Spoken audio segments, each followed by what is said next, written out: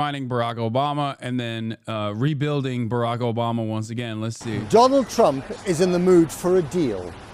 What is this? Don't worry. What the fuck did Top She say? You little pussy. What'd you say again? Come after me is one thing. Don't worry, even with 104% tariffs, our t-shirts are still cheaper than what this Greek Arab sells. Yeah, okay, listen up, pussy boy. Okay.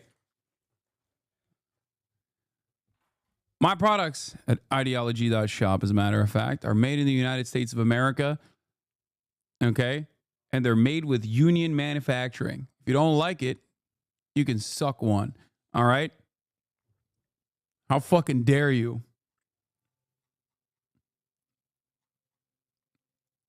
They probably will still be impacted by tariffs to some degree because every part of manufacturing still touches the globalized economy. But I don't know.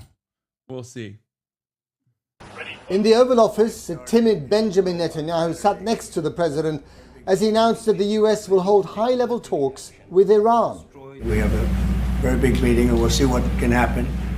And I think everybody agrees that doing a deal would be preferable to doing the obvious. In his second term, President Trump has repeatedly signaled his desire to secure a deal with his Iranian rivals. For weeks now, the US and Iran have been exchanging a series of messages and letters to resume talks. And if they don't, the message or menace from Donald Trump is Iran will be in great danger. The talks will mark a return to diplomacy after the same... I'm confused. Do you not like Jon Stewart? No, I do. It's just that I see no reason to have Jon Stewart say the exact same things I've been saying in perpetuity for 15 minutes with a laugh track over it. Donald Trump pulled the US out of the 2015 nuclear deal signed by Barack Obama, instead opting for a maximum pressure campaign that reinstated US sanctions to force Iranian renegotiations. But that hasn't seemed to work. In response to the US sanctions, Iran has since breached restrictions that were designed to limit its production of uranium. The nuclear watchdog warned that Iran has stockpiled 275 kilos of uranium, and if enriched to 90%, that could be enough for 6 nuclear bombs. The US and Iran will hold the indirect talks in Oman this Saturday. The busiest man in the Trump administration, Steve Witkoff, will lead the US delegation. Iran will be represented by their foreign minister, who says the ball is in America's court. If the other side shows real intent, we believe a deal can be struck. So as the saying goes, the ball is in the US court. If they show up in Oman with genuine willingness, we'll certainly reach a result. But the world has changed. Iran can no longer rely on the threat of deterrence from its regional allies, Hamas and Hezbollah. And after 18 months of turmoil in the Middle East, Iran's supreme leader and Donald Trump both know that this is an opportunity to de-escalate, as they say, or not. Well, we're joined now by Dr. Ali Vaez, the Iran project director at the security think tank Crisis Group. Thanks for coming back on the program, Ali. What do you think Donald Trump really wants out of all this? It's good to see you, Matt. I think President Trump has the right instincts on Iran. He understands that there is really no military solution to the... I don't know anything about this guy, but there are very rarely ever any analysts that speak on Iran that will talk about Iran on normal terms. So I don't know. Maybe he will be one of those guys. Nuclear challenge with Iran, and a deal is much less costly and much preferable. I think he also, from an ego perspective, he believes that the Iranians are master negotiators, and if he can outwit them at the negotiating table, it will be the ultimate test of his mastery of the art of the deal. Is it also about containing Israel and the possibility of probabilities at some stage of a military solution to the Iran problem, as they would call it? Well, correct. If indeed Iran is now a virtual... Check CNN.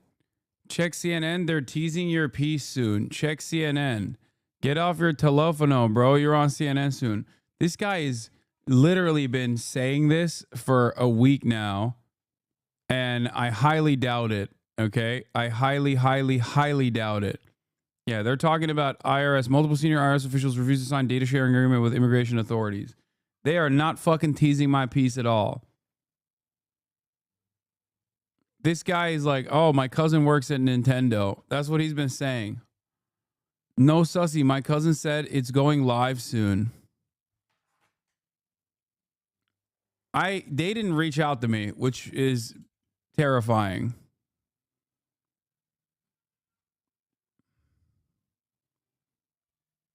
And I don't think this person is being for real.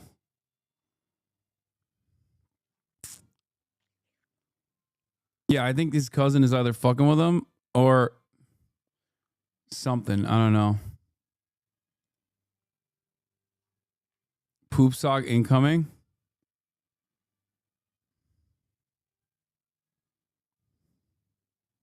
Permaban if lying? Yes.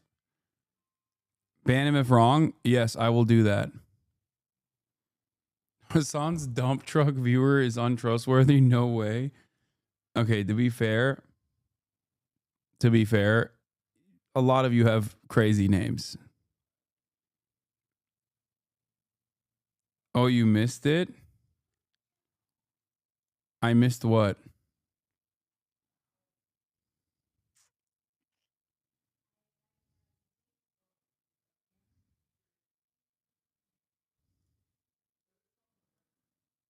CNN non Nintendo Cabezita, tiny head in Spanish.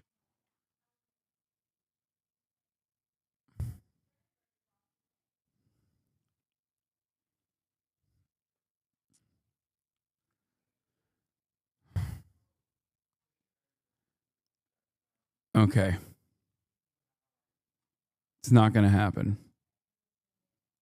Nuclear weapon state, meaning that it is really one screwdriver turn away from being able to weaponize its nuclear program. Part of the reason it is at this point is because President Trump withdrew from the 2015 nuclear agreement. What if he's right and it's the most deranged hit piece of all time? I hope not. In his first term, and that removed the restrictions on Iran's nuclear program. From the Israeli perspective, it appears that the real problem is not uranium enrichment in Iran, but Iranian enrichment. Any deal that benefits the Iranian regime is not attractive for Israel. But again, the alternative to no deal is an advanced nuclear program that Israel or the United States cannot tolerate. And I think President Trump is right in pursuing a diplomatic solution. So the Iranians have been quite coy about these talks. Presumably what they're hoping to get out of them is that the sanctions will be lifted and their economy can get up and running again. Well, that's right. But the Iranians are also very mistrustful of the United States because President Trump withdrew from the previous nuclear deal in 2018 and reimposed sanctions. And they've also seen some other deals that he has made with other countries where he has also moved the goalposts and either has abandoned or reneged on U.S.'s commitments under those deals. So they are reluctant. Also, here is based Papa John Mersheimer upholding the immortal science of Marxist-Leninist Hassanist doctrine, also known as the nuclear doctrine. Let's hear what he had to say about Iran having nukes. I think there's no question that a nuclear-armed Iran would bring stability to the region because nuclear weapons are weapons of peace. They're weapons of deterrence. They have hardly any offensive capability at all. And if Iran had a nuclear deterrent, there's no way that the United States or Israel, for that matter, would be threatening to attack Iran now. In the same way that if Saddam had had nuclear weapons in 2003, the United States would not have invaded Iraq. And if Libya had nuclear weapons in 2011, the United States would not have gone to war against Libya. So I think that if you had a Middle East where other states besides Israel, and this of course includes Iran, had a nuclear... He's not wrong. He's not wrong. I mean, he is wrong when he says nuclear weapons are weapons of peace. That's not correct. But yeah, in this day and age, if you don't have a fucking nuclear arsenal, you're cooked.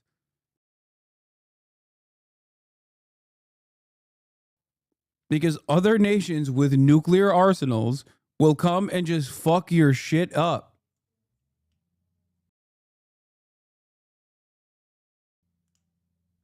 I mean, Ukraine, dude. Look at Ukraine.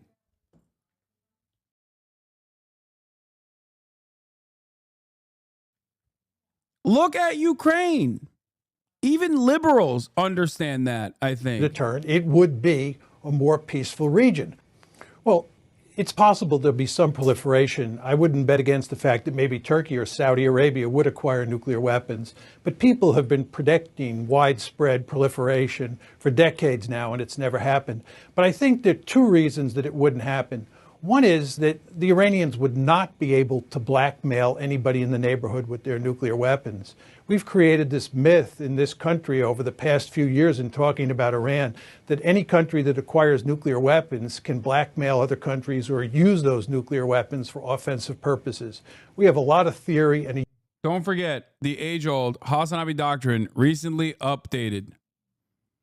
Rule 1. Get nukes. Hasan doctrine, a guy for nation building. Rule 1, get nukes. Rule 2, do not give up the nukes.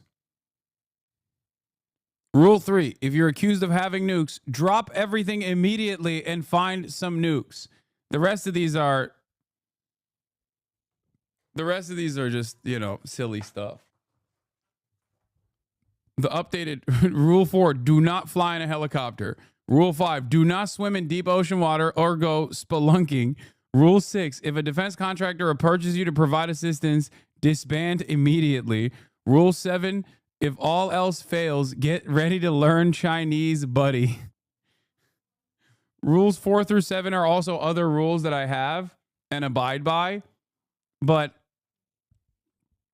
this is revisionist. Like these are like hadiths, okay?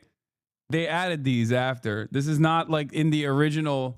This is not OG Quran, okay? They just added these later down the line, Yes, I often have moments of wisdom, and it's understandable that you would look at that and and add new texts, but this is not a part of the OG.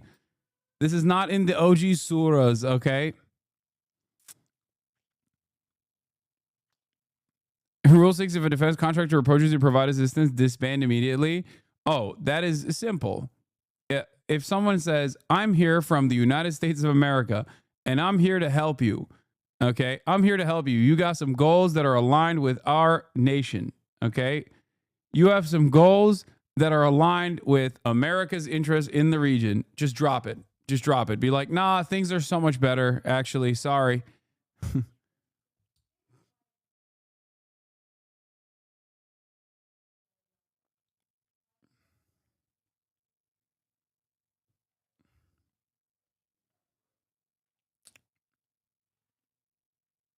You're making fun of 4 and 7 as if 1 to 3 are totally serious. Yes, they are. Yes, they are. And to be fair, 4 to 7 are serious too, but 1 to 3 are the most serious.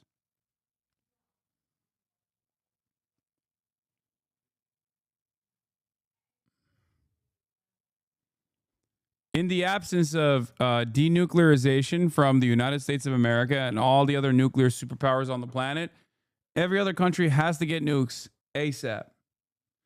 And what's even funnier is, what is this? I highly doubt my cousin is screwing around. She works at CNN where Hasan Abi heads. Much love to all. Check last message. Love to all. Okay, I believe you. Now, one thing I will say is this. A lot of people will say, Hasan, these nations are unstable. These nations are unstable, except there's only one country on the entire planet that has ever actually dropped not 1, but 2 nuclear weapons on a civilian population. And that country is the United States of America. So out of all of the nations with nuclear programs, there's been nuclear testing, there's been weapons testing for sure, but only one country has ever been insane enough to deploy said weapons on a civilian population. that country also, after doing that, has actively entertained the notion of dropping nukes on numerous occasions, including nuking China and also Korea. So just understand that if there is a unstable nation that cannot be trusted with nukes, it is us. It is the United States of America. Okay? We're the only fucking goddamn country that has ever used nukes. So it's really funny when motherfuckers will be like, hey, man, what if Iran gets a nuke? What if they use it? It's like, what do you mean, what if they use it? We used it. We are the one country that used it.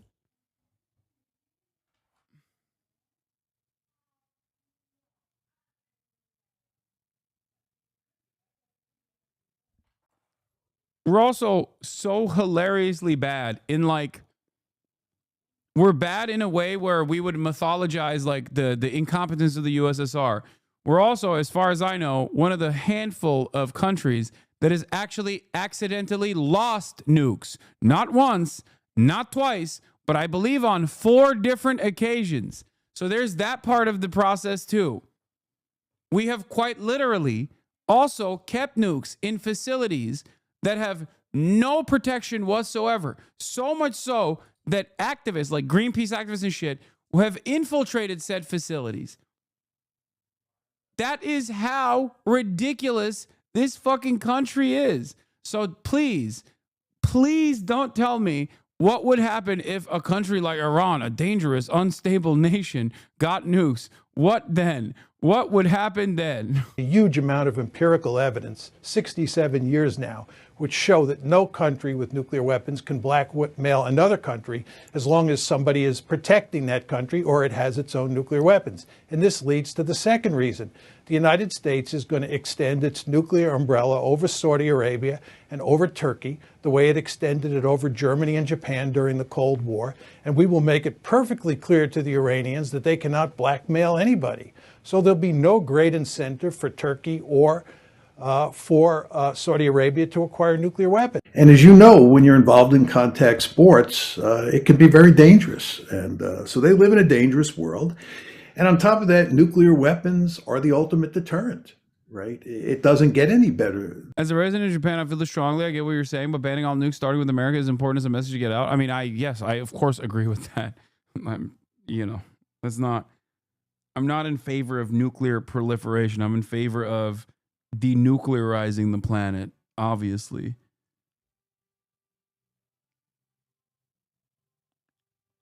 It's fucking insane. Speaking of nukes, one of the funniest and saddest things that ever happened was when the famous anti-nuke activist guy from Japan who like survived the atom bombs, who's like seen as a figure for peace, came out and spoke out against Israel's genocide in Gaza, saying that Gaza resembles Hiroshima. Israel got mad at him and said he was anti-Semitic.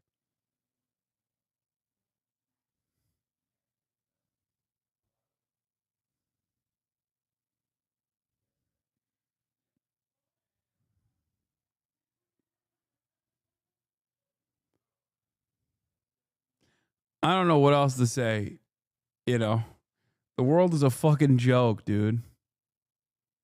Speaking of Israel getting mad at insane shit, let's cover 2 issues here, okay?